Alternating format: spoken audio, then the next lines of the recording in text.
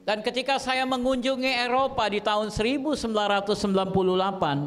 saya melihat ini di satu pelayanan di kota Den Haag, Belanda.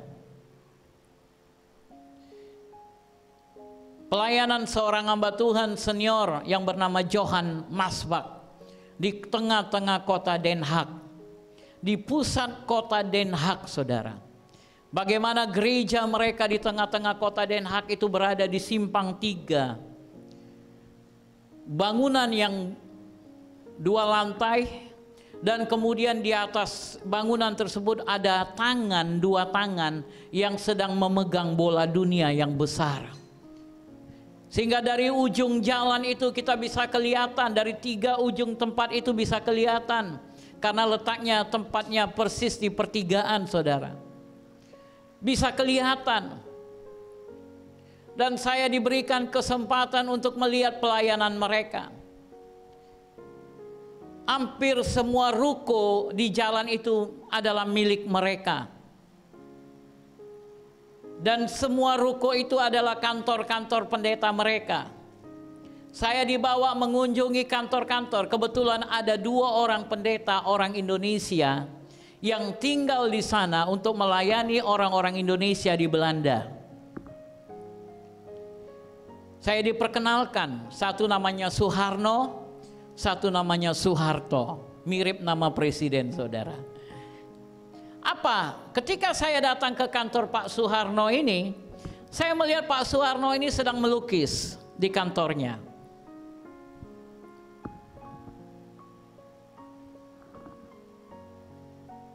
Dia kemudian menjelaskan,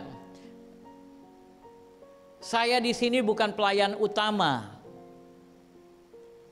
Gembalanya adalah Pak Johan Masbach.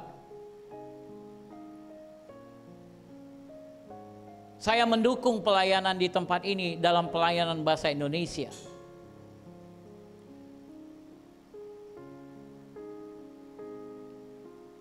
Kami punya talenta, kami diajarkan, kami punya talenta. Kami harus gunakan talenta kami.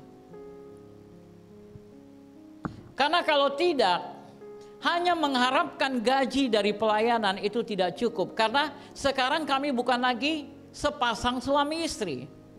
Sekarang kami sudah punya anak-anak. Dan anak-anak kami sudah ingin sekolah. Dan mereka harus disekolahkan di tempat yang terbaik. Kami harus bayar biaya pendidikan mereka dan kebutuhan-kebutuhan mereka. Artinya kami membutuhkan keuangan yang lebih banyak. Bagaimana caranya? Itulah sebabnya Tuhan perlengkapi kami dengan talenta-talenta.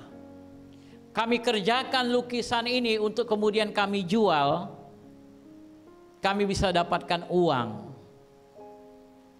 Demikian juga dengan Soeharto. Soeharto sedang membuat batik. Di kain dia sedang menenun batik, saudara. Dia melukis batik. Dan itu juga tujuannya, untuk dijual menghasilkan uang. Kemudian saya melihat pendeta yang lain, orang bule. Dia sedang masukkan bunga-bunga di pot-pot. Dia menanam bunga-bunga di pot. Belanda itu terkenal orang yang suka dengan bunga. Sehingga bunga sangat laku di Belanda. Bunganya cantik-cantik, mawarnya besar-besar, saudara. Dengan warna-warna yang luar biasa. Dan beliau melakukan ini untuk mendukung kehidupan keluarganya.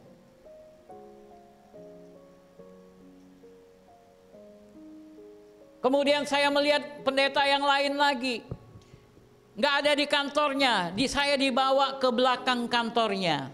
Rupanya di belakang kantornya itulah dia sedang mengerjakan perabotan. Dia rupanya ahli dalam perabotan. Dia sedang membuat lemari.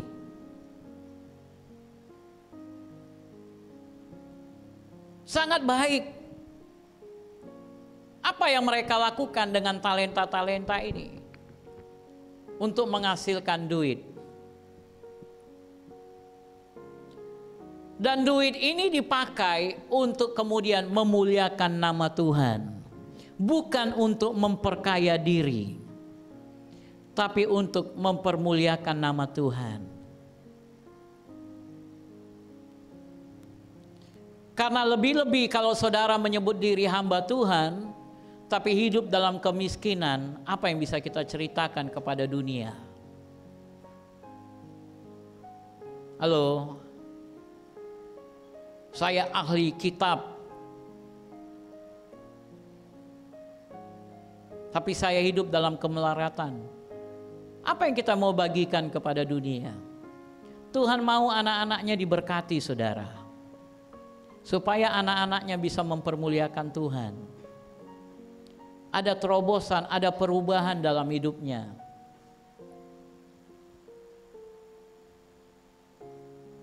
Tugas utama kita, pergi menjadikan segala bangsa menjadi muridku. Paulus menggunakan talenta dia untuk membangun hubungan dengan Aquila dan Priscilla. Sampai akhirnya dia berhasil menjadikan Aquila dan Priscilla menjadi gembala. Bayangkan dari mulai usaha sampai menjadi gembala. Mungkin saudara tidak sampai setahap itu. Tapi bagaimana saudara menggunakan pengetahuan saudara akan firman Tuhan, keselamatan yang saudara sudah terima, saudara bagikan kepada teman-teman bisnis saudara, teman-teman sekantor saudara. Saudara beritakan firman ini kepada kawan kantormu, teman sejawatmu, untuk engkau bisa melakukan tugas yang Tuhan perintahkan kepadamu.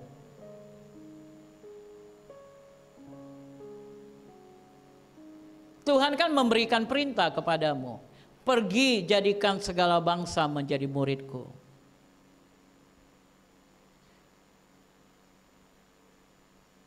Begitulah caranya kita mempermuliakan nama Tuhan. Yesus katakan, aku telah memuliakan engkau dengan jalan melakukan pekerjaan yang kau berikan kepadaku. Bagaimana caranya engkau mempermuliakan nama Tuhan? Dengan melakukan setiap pekerjaan yang Tuhan berikan kepadamu. Amin. Sebentar lagi kita akan memperingati Natal. Ada 3 tokoh di dalam Alkitab yang kemudian memuliakan nama Tuhan. 3 tokoh ini berasal dari 3 golongan yang berbeda.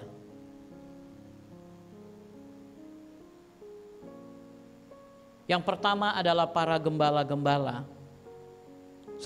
Sebelumnya Yusuf dan Maria dulu. Tokoh yang pertama Yusuf dan Maria, ini peran utamanya. Jadi harus kita sebutkan lebih dulu ya. Maria, awalnya Maria, bukan Yusuf dulu saudara. Maria yang menerima panggilan. Ternyata bisa juga wanita dulu. Biasanya para orang-orang Yahudi selalu laki-laki dulu saudara. Tapi di sini kita melihat justru Maria lebih dulu. Bagaimana Maria mendapatkan suatu kehormatan bisa menjadi bejana untuk kemuliaan nama Tuhan, di mana rahimnya dipakai untuk melahirkan raja segala raja di bumi ini. Wah, mulia sekali saudara. Mulia sekali.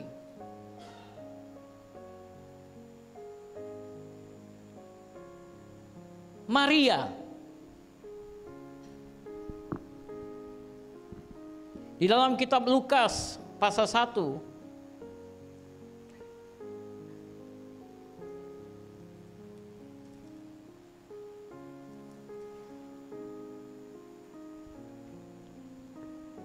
Mulai dari ayat 26. Dalam bulan yang ke-6 Allah menyuruh malaikat Gabriel pergi ke sebuah kota di Galilea bernama Nazaret, kepada seorang perawan yang bertunangan dengan seorang bernama Yusuf dari keluarga Daud. Nama perawan itu Maria. Ketika malaikat itu masuk ke rumah Maria, ia berkata, "Salam, hai engkau yang dikaruniai, Tuhan menyertai engkau." Maria terkejut mendengar perkataan itu, lalu bertanya di dalam hatinya, apakah arti salam itu? Kata malaikat itu kepadanya, "Jangan takut, hai Maria, sebab engkau beroleh kasih karunia di hadapan Allah. Sesungguhnya engkau akan mengandung dan akan melahirkan seorang anak laki-laki, dan hendaklah engkau menamai dia Yesus. Ia akan menjadi besar dan akan disebut anak Allah yang maha tinggi, dan Tuhan Allah akan mengaruniakan kepadanya takhta Daud bapa leluhurnya. Dan ia akan menjadi raja atas kaum keturunan Yakub sampai selama-lamanya, dan kerajaannya tidak akan berkesudahan." Kata Maria kepada malaikat itu, "Bagaimana hal itu mungkin terjadi karena aku belum bersuami?" Jawab malaikat itu kepadanya, "Roh Kudus akan turun atasmu, dan kuasa Allah yang maha tinggi akan menaungi engkau. Sebab itu anak yang akan kau lahirkan itu akan disebut kudus, anak Allah. Dan sesungguhnya Elisabet sanakmu itu, ia pun sedang mengandung seorang anak laki-laki pada hari tuanya. Dan inilah bulan yang ke-6 bagi dia yang disebut mandul itu. Sebab bagi Allah tidak ada yang mustahil." Ayat 38, mari baca bersama-sama. 1, 2, 3. Kata Maria, "Sesungguhnya aku ini adalah hamba Tuhan. Jadilah padaku menurut perkataanmu itu." Lalu malaikat itu meninggalkan dia.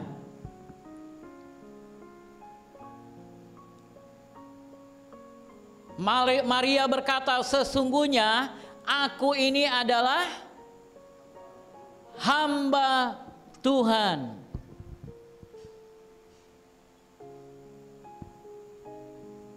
Hamba Tuhan. Sesungguhnya aku ini hamba Tuhan. Apakah Maria pendeta?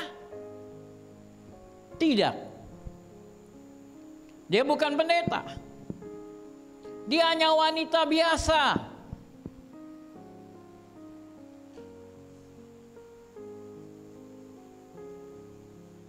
Kalau saudara belajar sejarah, Maria ini tukang jahit,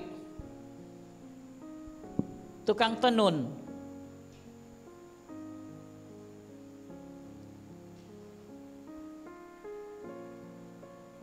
Yusuf adalah tukang kayu. Makanya sampai hari ini kalau orang pergi mengunjungi ke Nazaret, itu di rumah mereka mesti ada alat pintalnya. Mesti ada alat pintalnya dari kayu, kemudian ada benang-benang. Mesti ada, saudara, main putar. Dari mana saya tahu? Saya kan belum pernah ke Nazaret. Ini zaman canggih, ada YouTube, saudara. Saudara mau tahu tinggal buka. Bagaimana rumah Maria, bagaimana rumah Elisabet, ya. Kita bisa belajar banyak hal, walaupun kita nggak pergi ke sana, butuh uang banyak ke sana. Tapi sekarang dunia mengantar itu kepada kita melalui kecanggihan. Apa yang ada, teknologi, mari kita gunakan kecanggihan itu untuk belajar. Banyak hal kita bisa belajar, sehingga pikiran kita terbuka. Ternyata Maria itu kayak saya juga. Maria itu kayak wanita biasa kayak saya.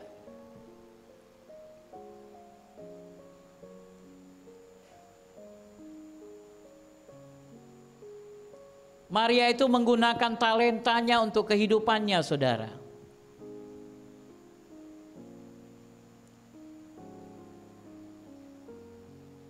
Tetapi ketika Tuhan mulai menyatakan visi Tuhan, bagaimana menghadirkan kemuliaan bagi namanya di muka bumi ini, Maria diberikan tugas tanggung jawab yang sangat besar. Resikonya besar. Makanya pindah mereka dari Bethlehem ke Nazaret. Kenapa, saudara?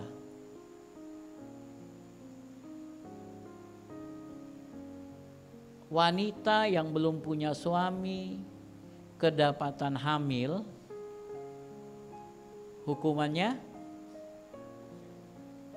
dilempar batu sampai mati. Bukan diusir aja. Kalau usir aja, wah biasa itu ya kan. Karena apa? Dianggap sangat memalukan, dianggap tabu sekali.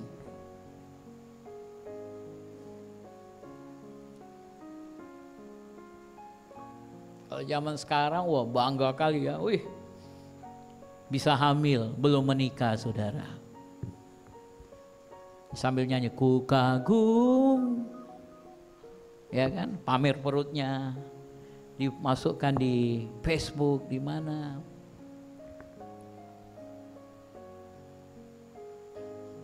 Nggak jaga kehormatan. Kalau dulu mereka sangat menjaga kehormatan, saudara. Harga diri sangat penting dalam budaya mereka.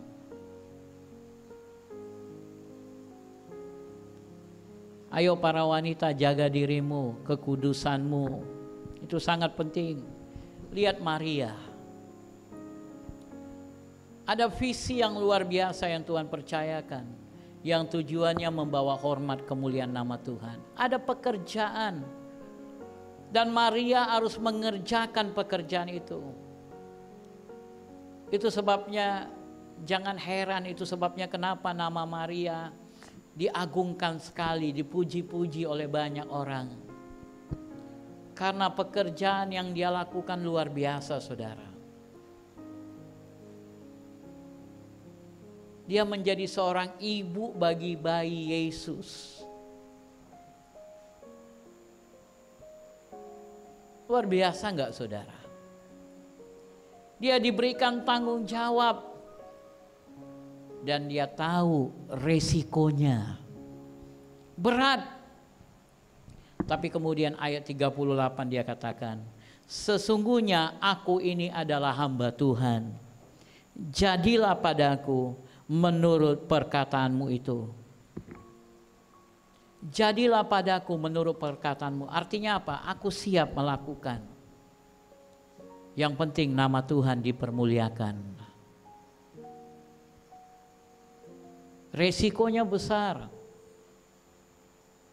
Tapi dia sadar, dia tahu tujuan utama adalah nama Tuhan dipermuliakan.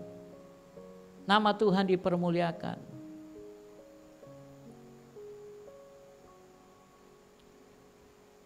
Apakah engkau sudah mengerjakan tugas yang Tuhan percayakan kepadamu?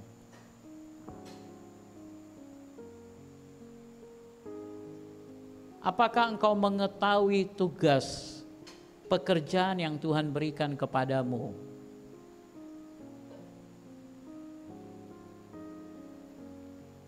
Benar enggak engkau memahaminya? Atau engkau masih sibuk mencari-cari dan mengerjakan dunia ini? Masih berkecimpung dengan apa yang dikatakan 1 Yohanes 2. Waktu-waktumu hanya habis di dalam dunia ini untuk kepentingan dunia ini.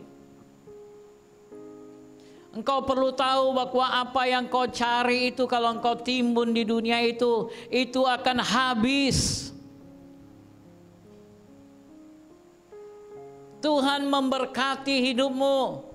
untuk memperlengkapi engkau dalam tugas pelayanan yang Tuhan mau berikan kepadamu, tanggung jawab yang besar yang Tuhan mau berikan kepadamu. Yusuf hampir menceraikan Maria karena mereka sudah bertunangan, dia hampir putuskan. Karena tahu bahwa Maria hamil. Tetapi kemudian malaikat Tuhan menyatakan diri, dia hamil bukan karena perbuatan dia yang serong, selingkuh. Tetapi dia hamil karena perbuatan Tuhan yang dahsyat dan ajaib.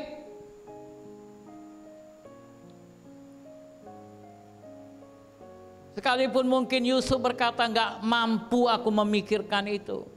Bagaimana mungkin, ini juga yang menjadi pertanyaan banyak orang. Bagaimana mungkin Roh Kudus menghamili Maria?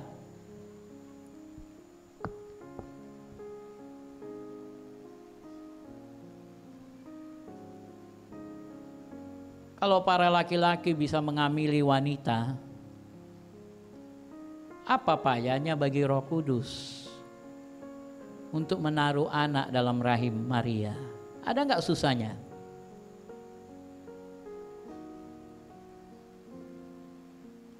Seorang laki-laki bisa menunjukkan keperkasaan, aku perkasa, aku bisa hamili. Siapa dirimu? Apakah engkau lebih hebat dari Roh Kudus? Apakah Roh Kudus nggak bisa melakukannya? Karena bagi dia tidak ada yang mustahil. Amin. Banyak orang nggak bisa memahami itu, nggak bisa memahami itu. Bagaimana mungkin? Dan Maria juga bilang, bagaimana mungkin? Aku kan belum bersuami. Kenapa? Masih dalam pikiran dunia. Masih terus berputar-putar dalam urusan dunia. Apakah pada hari ini engkau masih terus berputar-putar dalam hal-hal duniawi? Hal-hal dunia Tuhan berikan kepada engkau untuk memberkati hidupmu, untuk engkau bisa memuliakan Tuhan.